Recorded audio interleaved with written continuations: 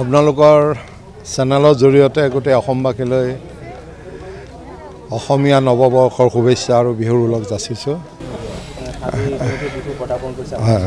হয়, আজি অসম জাতীয়তাবাদী যুৱ ছাত্ৰ পৰিষদৰ তেখেতসকলে এটা আঁচনি লৈছে, ঘৰৰ চোতালে চোতালে বিহু, আৰু সেই মৰ্মে আজি আমাৰ চোতালতো তেখেতসকলে বিহু মাৰিলে। আৰু ইয়াৰ বাবে মই যুৱ ছাত্ৰ পৰিষদৰ প্ৰতি কৃতজ্ঞতা প্ৰকাশ কৰিছোঁ। আজি মোৰ পদূলি শুদ্ধ কৰি দিলে তেখেতসকলে, আৰু সুন্দৰ বিহু।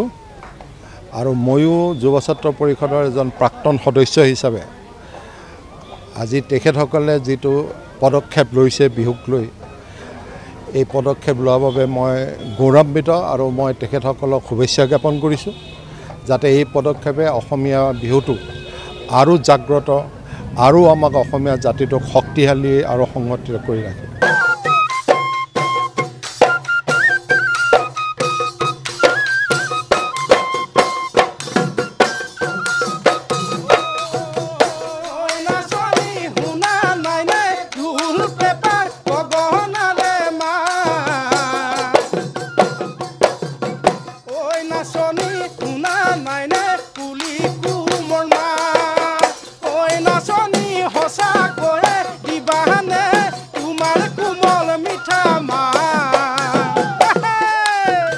তোমাৰ মিঠা মাতটা আছে অডগৰে পাৰি যা, তোমাৰ মিঠা মাতটা আছে অডগৰে পাৰি যা।